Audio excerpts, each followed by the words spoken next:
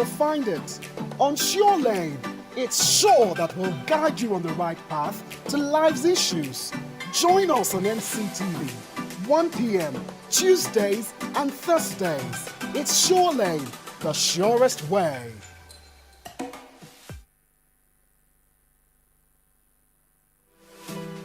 Everyone seeks a path, the true path. Some get lost while finding theirs. Others keep searching but never find it. On Sure Lane, it's sure that we'll guide you on the right path to life's issues. Join us on NCTV, 1 p.m. Tuesdays and Thursdays. It's Sure Lane, the surest way.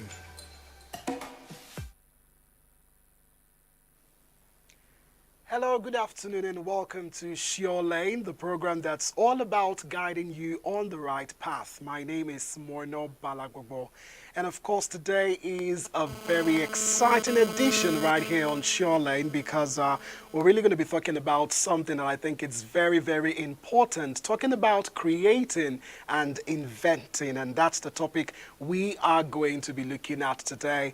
And of course, I'm not alone in the studio this afternoon. I've got a wonderful guest.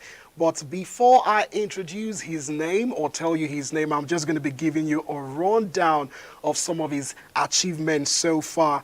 Of course, he is a graduate of the Institute of Management and Technology, IMT in Enugu State, and he is a Nigerian inventor. That is, he's a creator, and he's also known as scientist Ima. He is the inventor of the idea of generating constant electricity for Africa using a strike of thunder lightning which can serve for 5 years and 30 days. Pretty impressive if you ask me. Now, his findings have been published in journals in over 120 countries.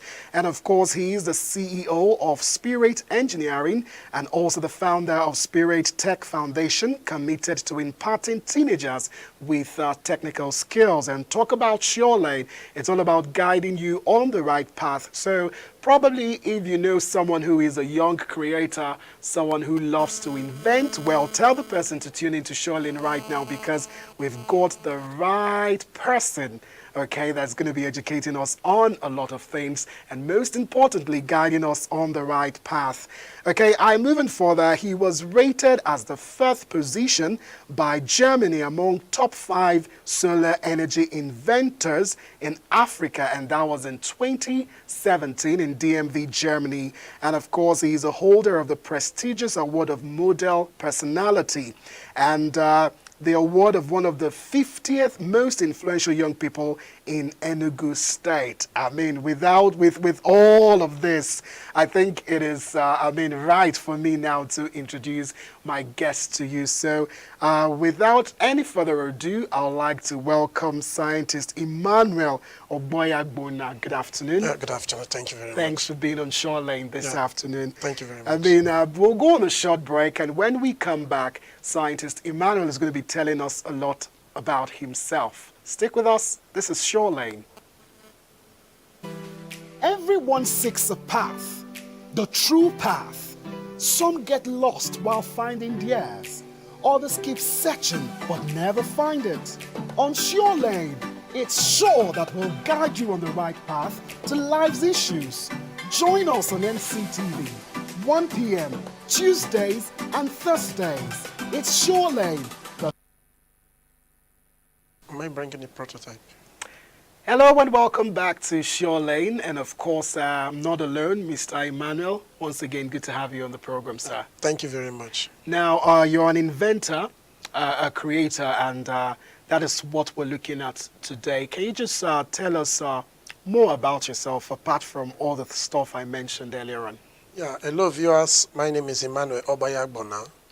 I am from Edo State and as well an inventor. I am a graduate of electrical engineering. I graduated from Institute of Management and Technology, IMT, Enugu State. And I started my invention at a very tender age, at the age of 6. Yeah. What did you invent? Oh, there was this little torchlight, you know. We all did that one now. That's not new. We all did the torchlight invention. Yeah, and as well, I did this bed lamp, yeah, with this foul drinking trough that bed used to drink water from the poultry. Okay. So I got to use that to design a lantern, the lightning was inside, and then the drinking trough was outside. And at night, you just put it close to your bed and turn on this door light. Interesting. Wow. So how were you able to keep that momentum, to stay on the path? Because like I said, I can remember most of us trying to do a lot with woods and tiger batteries and, trying to just invent something, but you were able to keep this, at the age that you are right now. It's still with you. You've gone bigger. You are internationally recognized. How were you able to stay on this path? Thank you. It was self-determination. It was self-confidence. It was passion. Passion is a force that drives you. Whether there's money, there's no money, as far you have that driving force, that zeal, that desire, the passion, the determination, it's something that keeps me going. And whether I see when I see the materials that I needed, to do things that was far back when I was still young, okay. Whether I see it or not, what I do is I continue encouraging myself that I can never give up. So that was the speed, the driving force. It was that passion, self-determination, self-confidence, and the zeal, the desire to do this. So this was what drives me up till now. Now, let's talk about science and technology, because we're talking about creating and inventing today on the show, but we're actually going to be focusing on science and technology. We know when we talk about creating, we've got musicians, people who write songs and make music. That's an aspect to being creative and to invent. But when we talk about science and technology, is one is the one field that a lot of Nigerians, I don't know what to say, they are scared to go into, or it's like, that's a lost path. It's not a quick path where you can get money and all of that to be able to fend for your family. So, and you find most parents talking to their children and say, hey son, I want you to study medicine. When you talk about science in Nigeria, I think medicine is the pick. You're either a medical doctor, or you're a chemist, or you're a physicist. You understand? So really, what can you say about the state, and why is it like this? Well, one problem, or should I say challenge, that Nigerian parents are passing through is forcing their children to study what they don't want to. For instance, initially I told my mom that I want to study the electrical engineering, and she said, my son, why do you want to study the electrical engineering? I said, that is where my passion is. That is where my determination is. But my dad cannot just come and say, Emmanuel Obayagbona, you must go and study medicine, because I'm not good in that area. I will end up killing patients. So one thing is that in Nigeria, we don't encourage science and technology, so to say. Not that I'm condemning my country, but it's just the facts. It's just the truth. We don't encourage science and technology. You see your children carrying torchlights, carrying condemned radio, carrying screwdriver. You flog them and tell them to go and carry their book. Then maybe when they carry their book, they will read and read and read. Maybe when they go back to those things, carrying screwdriver, trying to open this condemned radio electronics, trying to bring wire, you flog them again, say, my friend, go and read your book. You are discouraging that child. You are not embracing science and technology, in your family. And science and technology got to start from the family, because if our parents do not encourage us to go into it, government cannot, encourage us to go into it. I know of a boy who was my classmate, my schoolmate back then, IMT, that I graduated from Institute of Management and Technology, IMT, where I studied electrical engineering, power. His name is Nshibuzo. He told me, scientist, I wanted to study medicine, but my parents said I should go and study electrical engineering. So he said he just yield to their advice by applying for electrical engineering. Now he graduated, that was 2012. Okay. But the funny thing he told me? He said he's going back to medicine. after all that time he Thank spent. you. Thank you. So this is the challenge that is currently, the trending that is going on in Nigeria now. Parents don't encourage children to go into science and technology. They don't encourage children to do something, as in to design something relating to science and technology. Like in those days when I spoil our turntable, my father would flog me. Why did you spoil it? I said that I was trying to experiment with it. I said, don't try it, go and carry your book. But when they get to see that years upon years, I was still into it, the more they beat me, the more I go back to it. Even at a certain time, they burnt my tools. I got to go and gather those things Who burnt again. your tools, your parents? My parents, yes. That should go and read my book. I mean, and I think that's the reason why it's very difficult, for young people, especially those watching at home right now, to take it upon themselves and I want to go in this path. Now, there's something I want to ask you. Do you just wake up one day and say, I want to become an inventor? I'm supposed to be an inventor. Is it like a path to be is it like a path you just make up your mind and say, I want to become an inventor, or there are like some processes that just makes you know that you're supposed to create something? And if you're going to create something, you just wake up one morning and say, okay, I'm going to make this chair move by itself, without anybody touching it. Can you just walk us all through that? Actually, there must be something that will spark up your mind. That's called an idea. Okay. I might be looking at these lights, and an idea may come.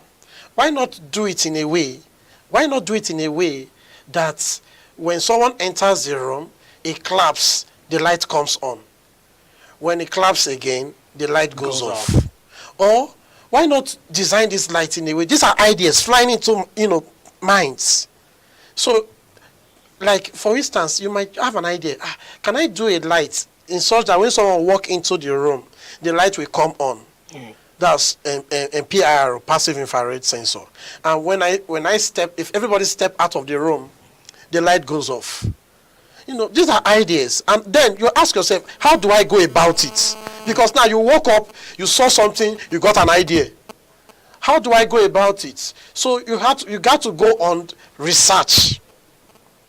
That's on that stage they must look into. They must go into research. I went into research. I went to ask people along the road, those electricians, sir, how can I do this? I have this idea. It's okay. Go and read about this. Go and study this.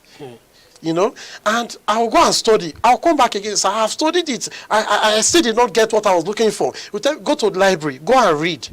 I started looking for a book relating to science and technology. The more I read, the more I get more ideas. So someone has said, why not go to cybercaf? I don't know how to use a computer.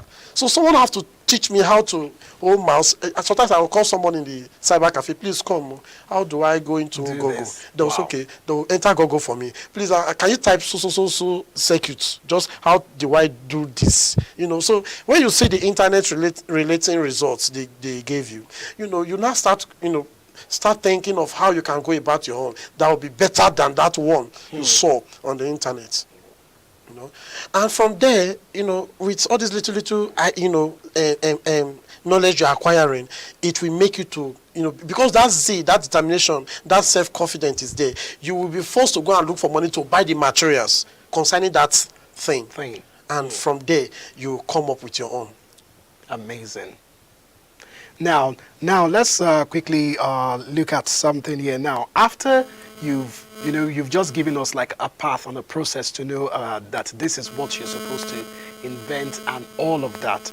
Let's look at what is happening in Nigeria now. There are so many things. Like I remember before the show, you were talking to me about Nigeria. There was a time Nigeria wanted to buy weapons, and they went to South Africa, and South Africa rejected them. Now, for maybe people who are science enthusiasts that are watching the show right now, what do you think are some of the opportunities in terms of inventing that are available for young Nigerians? And for you yourself, maybe something you're working on? Well, like everything still boils down to the government, so to say. Now, the reason why I said all this boils down to government, if I want to invent something, okay, and there's no encouragement from my family, the next person that should encourage me is who? The government. Because our parents might not have the money for us to, go into those things we want to invent. And governments may set aside opportunities, organizations that will say, if you have any idea to do anything, come, we'll give you money. This will spark up interest in the mind of so many people that are, have interest to go into inventing. For instance, there was a certain time, any country, like I said, any country who does not welcome science and technology is marching backward. And so to say, I'm just trying to bring out a point, which my country is part of, Nigeria.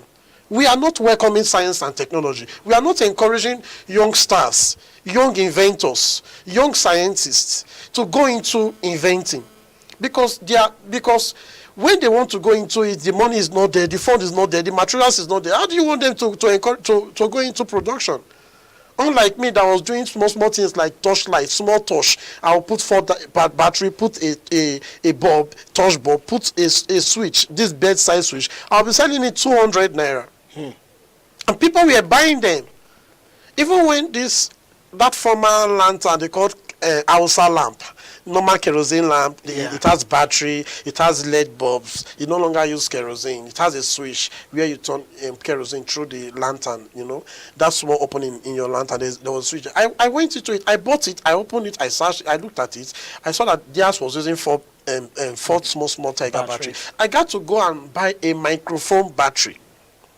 Then I haven't gained admission into Institute of Management and Technology, IMT, Enugu State. Then, so I got to buy this battery. I got to get the normal switch, the switch I saw there.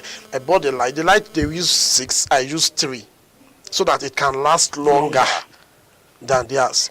I got to put a reflector, which there was no reflector in the one they were selling in the market. I got to improve on it so that when the LED bulb comes on, it will illuminate brighter. So this was how I started, and I thank God for my parents, my mom, my dad, who were, giving me money as at that time. I remember my mom gave me 900 naira.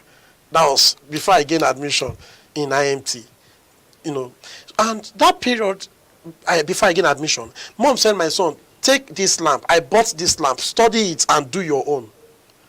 How much do you need? I said, Mom, I don't know. Mom's okay. Take this 900 naira. Go and buy kerosene lamp. Go and buy that. If the money is not enough, come back. I will give you more money. That was before they burnt my tools. When I was putting more interest on science and technology now, they're giving lesser interest to my studies. Amazing. So that was the reason why they burnt the tools. So I can focus on my studies. So when I bought the materials, I looked at the way they do theirs. I did mine. In place of Tiger battery, I used microphone battery.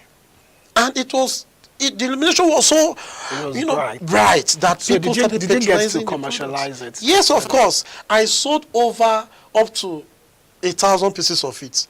Wow. Because people were calling me. Sometimes I'll produce 10, they will buy the whole 10. I'll produce 20, they will buy the whole 20. I'll produce 30, they will buy the whole 30. There was a time I was producing 50, 100. They were buying them.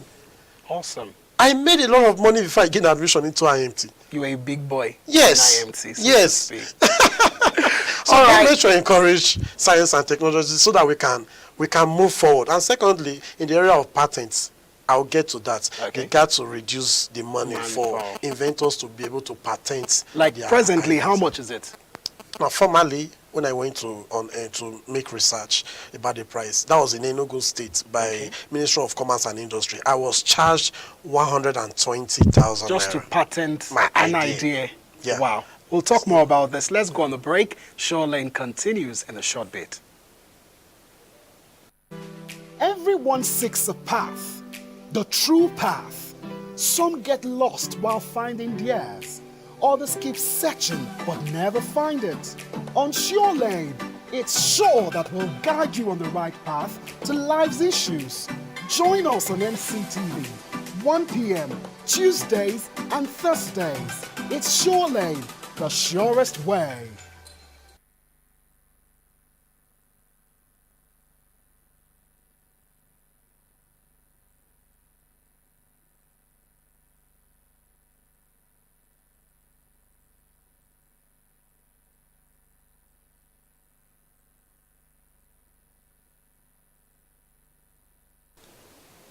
Hello and welcome back to Sure Lane. If you're new to the program, Sure Lane is all about guiding you on the right path as regards to life issues. And today we're looking at one of the challenges we face as human beings, talking about creating and inventing. And today we're dwelling more on science and technology. And of course, with me in the studio has been our scientist Emmanuel. Once again, thank you so much, sir, for being with us.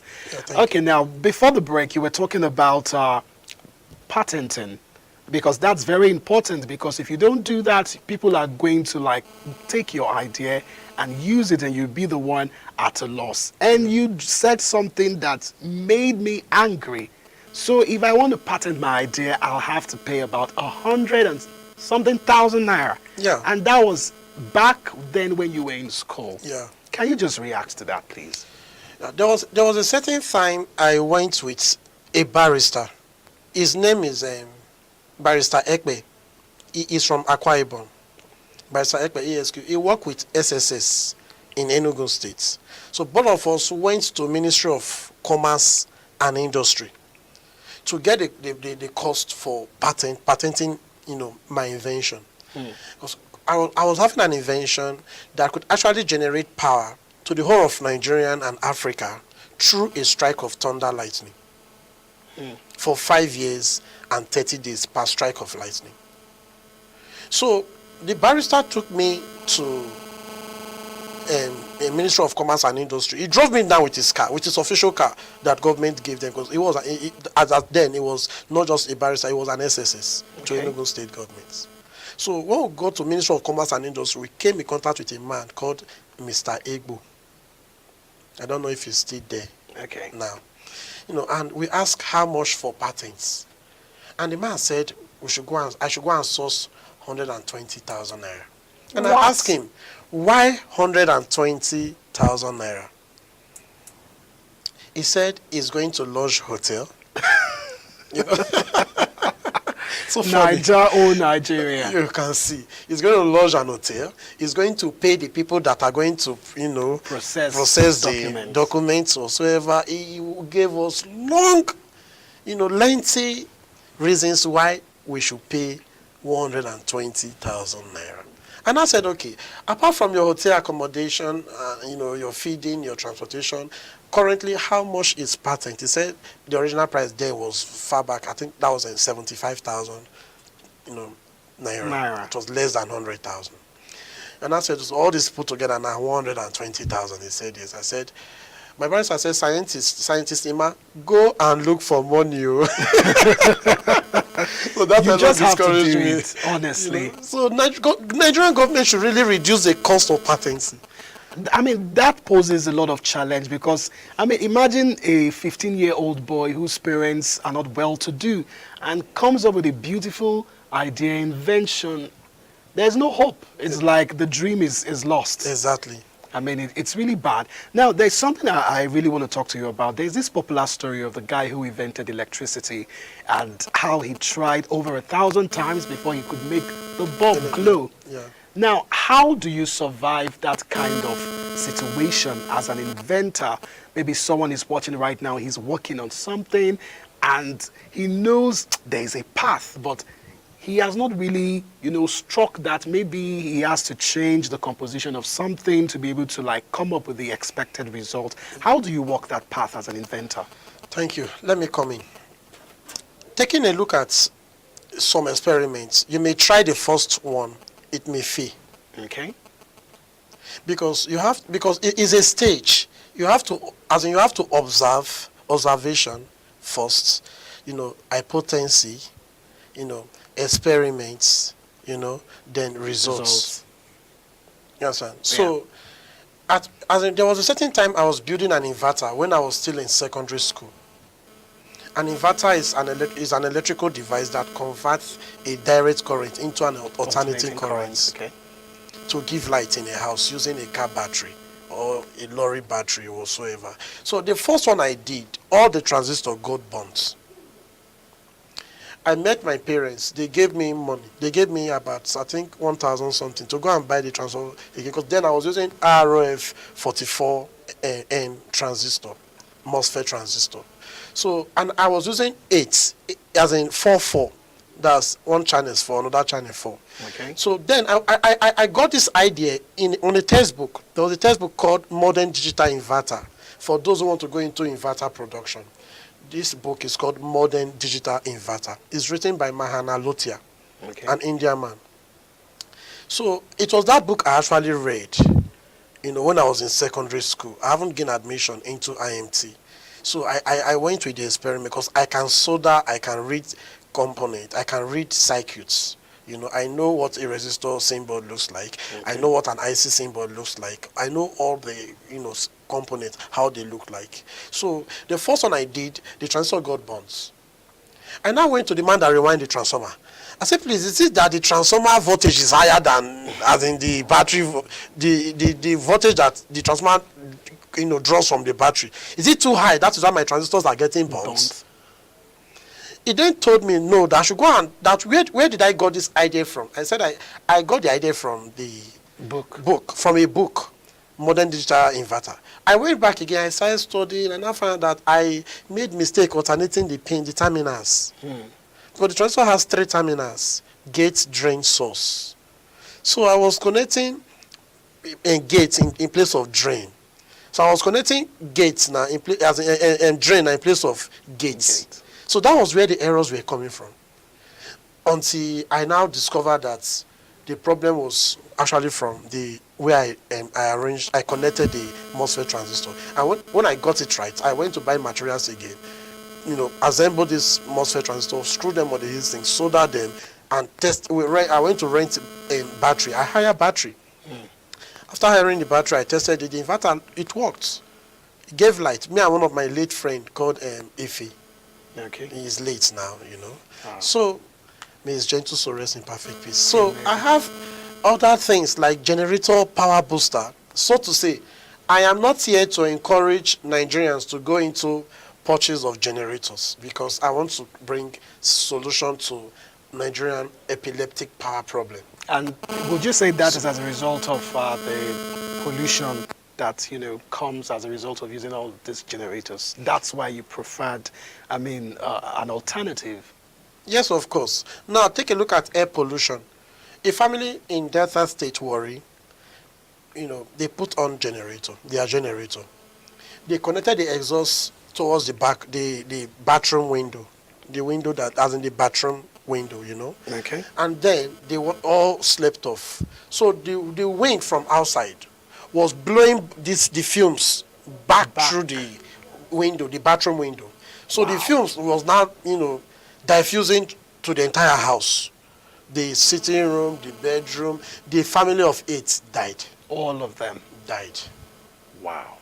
Several cases like that. Another one family of 6 died. Another one family of 4 died. Because of this breeze blowing back the fumes. There's carbon monoxide, which is not encouraged for someone to inhale into the system. This was one reason why I said in 2004, October 1st, when I brought the idea of how we can generate electricity from thunder lightning. And I got a lot of oppositions that said it's not possible. But why they said it's not possible? Were scientists in Nigeria? No, majority of them we are engineers. Even some lecturers, some lecturers I knew far back in a PTI, Petroleum Training Institute, said it wasn't possible because I gained admission in IMT 2007. So they're like, what are these JJs? What are this small boy? Yeah, know about lightning. Even when I told my parents, they said it wasn't possible, but there was this zeal in me that everything is possible. Because there's a Chinese proverb that said that it will come to a time, the person who is telling the person is not possible is distracting the person that is doing it. And that time is now. Yeah.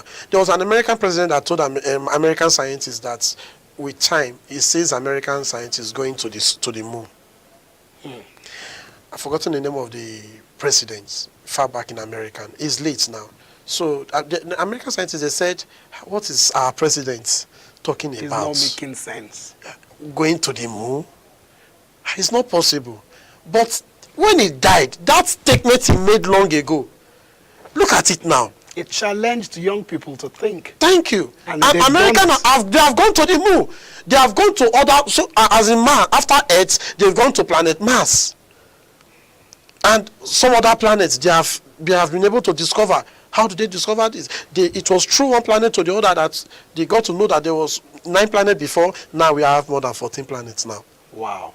So Amazing. these are things that we really need to Look into. look into.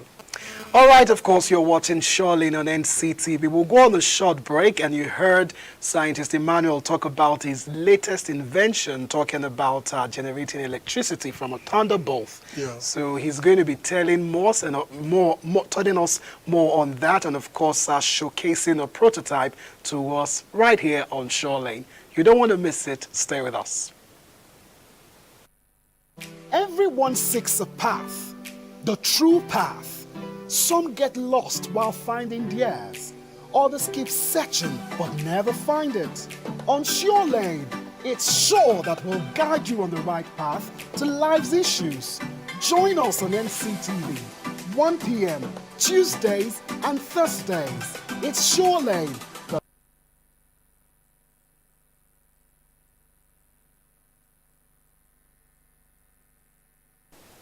Thank you for staying with us. The program is Shoreline, and of course, if you just tuned in, my name is Emmanuel Obayagbona. Now, before the break, of course, I told you that we're going to be talking about a latest invention, and of course, Mr. Emma, you're holding something that looks like a transformer. What is this? Thank you. This is a non-working prototype of Thunder Lightning Energy Converter. Now, Thunder Lightning Energy Converter is a power generating plant that could trap a strike of lightning, harness the energy, and convert it from static energy to an electrical energy, and then transmit the energy to national grid, where the whole of Nigeria will have light for 5 years. For 5 years. And 30 days per strike of lightning. We won't have to generate anything. No. Now, if you take a look at this non-working prototype, it was actually designed on 25th of February 2012. Okay. Yeah. Now, if you take a look at it, it has the trapping zone here. This area that is known as our trapping zone or arresting zone, naturally is going to be built with lightning arrestor with resistant filter. Now, this idea came 1st of October 2004. That was one of the Independence Day. Nigeria was celebrating independence, 1st October 2004. I gained admission in IMT 2007. Okay. So I still have the blueprints about the industrial plan, about how it can be built naturally. I have about 4 industrial plans, which I've drew them. The NSC can access them if they wish to invite me for a presentation. Now, with this trapping arrestor, inside the lightning arrestor, there's going to be a resistant filter, like I said. It's going to have two sectors. The first sector is the area that traps the lightning. Now, and let me just come out with some statistics. Now, lightning comes with 330 megavolts. Okay. According to my research. And it comes with an average power of 20 billion watts. That's a lot. And it occurs 140 million times per annum. In case of those people who are saying it doesn't come all the time. It occurs 140 million times in a year. Per annum, per year, within the tropical regions. And one is able to hold. One alone can generate over 330 million volts. Why in Nigeria here, I'll come to that, we are generating 330,000 volts. Now, in this lightning arrestor, it will be specifically designed according to my direction. Okay. Or specification. Now, it will be built in such a way that the first zone will carry the sharp edges. You know. Now, when the lightning strikes, this lightning arrestor, which is the third zone, will trap the lightning, the whole energy from the lightning. Then, inside the lightning arrestor, there's what is called separation of power. Okay. Inside the lightning arrestor, that is where arc current to begin to jump from the first layer, sector to the second sector. Now, this arc current they are a kind of a spark, in form of sparks that leave, because lightning comes with a huge energy. Now, when this arc current, jumps from the first layer to the second layer, the energy will not be measured, or the power will not be measured. So when we get up to between 1 megavolts to 5 megavolts, we can stop the production at that specification. So that if we want to produce more in other African countries, they will use that spec they use in building the lightning arrestor to build for other countries like Liberian, like Libya, like Kenya, South Africa, Ghana, Cameroon, Benin Republic, Niger, and so on and so forth. Now, the armored cable here, I'm sure you can see something kind of red in color here. Yes. It's written armored cable. That's the tag you are seeing here now. Right. Now, this armored cable now, we carry that filtered energy. That's 5 megavolts from 330 megavolts. So it will transmit the energy now to our harnessing zone, which physically will be made with ultra capacitors or super capacitors. There was a scientist called Stephen Alpha, who produced a generator with ultra capacitors. This generator doesn't use fuel or diesel or kerosene or gas or water, but the energy stored in an ultra capacitor is what powers the generator to give light 24/7. And I'll talk about that because I can build it right here in Nigeria. Generators without fuel, but they are giving light 24/7. But are they going to be expensive, or it's for like massive scale purpose, like for a city or for the whole of Nigeria? At what scale? Well, it's going to be cheap. It's not going to be expensive. Now, let's go back to this. That 5 megavolts that was harnessed in this harnessing zone here, the first one here, we have the ability to retain energy for 8,928 hours. Okay. That is a year and 7 days for one to harness energy. Times 5, that will give us power for 5 years and 30 days. From here, we have sensory zones that will discharge only 1 megavolts from the first harnessing zone, and send signal to other sensory zone to cut off the remaining 4 harnessing zones so that they will not discharge at the same time. So one will be exhausted before it will go to another. Okay. So that was why I said 5 years and 30 days. And of course, now people are watching this and it looks small, but this is going to actually cover a lot of land space, right? Yeah. Like we're looking at 10 plots. That's 1 acre. Okay. 1 acre of land. Yeah, for the natural one to be built.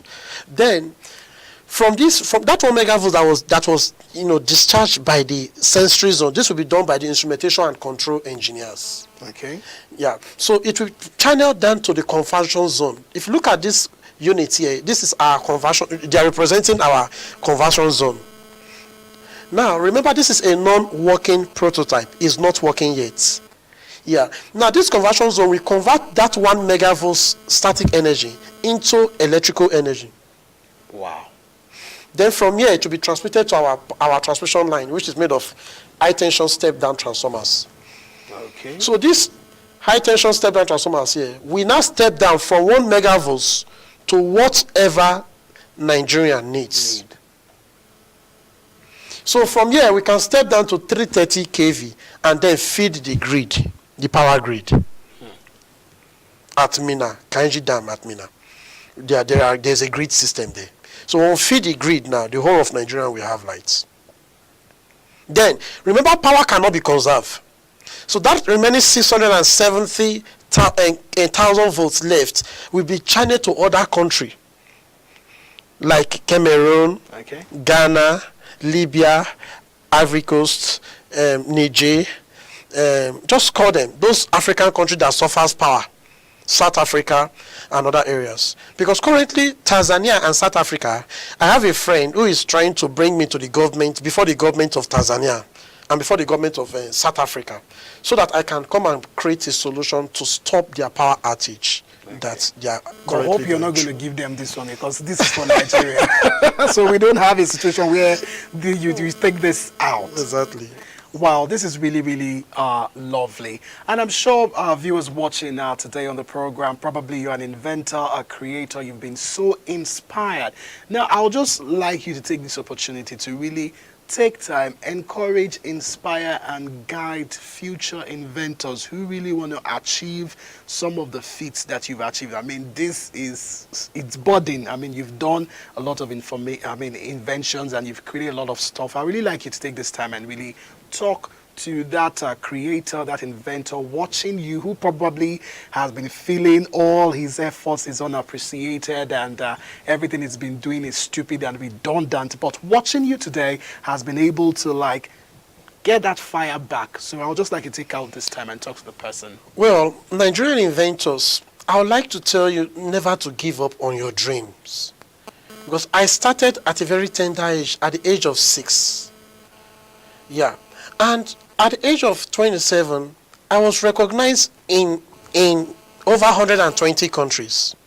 That's through the carbon capture reports, Chicago, USA. That's University of Illinois, USA. And Nigerians begin to recognize me. Like before they started publishing me on their Nigerian journals like Daily Sun, Okay. The Guardian, Business Day, The Nation, The Champion, Voice of Nigerian Script, and many other journals. Before other countries started also, publishing me like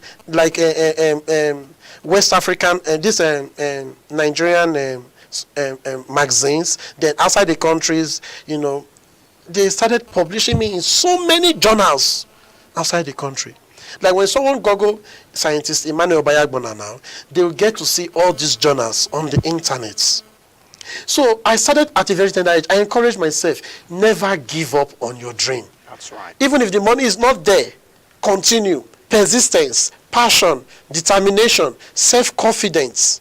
Look into these things. Pursue your dream. Pursue that vision, that idea, that product you are producing that is not working. There's this inventor called Thomas Edison. He produced electric bulb. It took him 999 times to fail. That's insane. That shows that he never gave up. It was the last time he tried, the 1,000th time he tried, he got the electric bulb.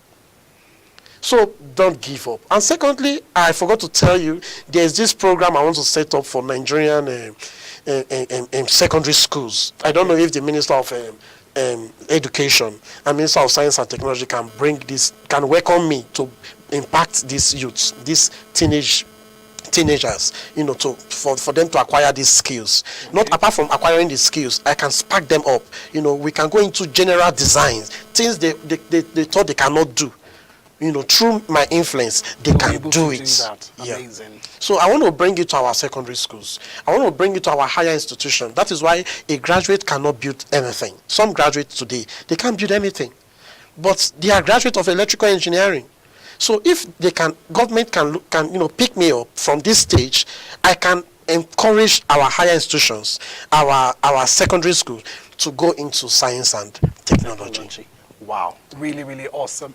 Of course, you've been watching Sure Lane this afternoon, and of course, we've been looking at the topic inventing and creating. Now, there are a lot of people who like to have contacts with you. Can you just give us your website, social media account, so that people can actually reach out to you, and who knows, maybe someone is after this. Yeah. Thank you. Now, for those who want to reach out with me, you can search me on Facebook, Scientist Emma. Then on Twitter, Scientist Emmanuel. That's EMMANU. Okay. Yeah, Emmanuel is not completely Emmanuel. spelled. Yeah, it's just Emmanuel. All right. Then great. on going to Google, Scientist Emmanuel Obayagbona. You can, when you Google my name, my number will appear. You can reach out to me. All right. Thank you very much, sir. Now, you mentioned something. I just want to confirm. You said you're from Edo State. Yeah. What part? I'm from Oredo, local government area in My Edo mom State. is from Igara, so I just wanted to Thank you very much. All right, a pleasure having you on the program today. Well, this is all we can take on Sure Lane this afternoon. Thanks for joining us. See you next week, Tuesday, for another great edition of the show. It's all about guiding you on the right path. Once again, my name is Emmanuel Obayagbona. Thanks for joining us. To have a lovely afternoon. Everyone seeks a path, the true path. Some get lost while finding theirs. Others keep searching but never find it. On Sure Lane, it's sure that will guide you on the right path to life's issues. Join us on NCTV, 1 p.m. Tuesdays and Thursdays. It's Sure Lane, the surest way.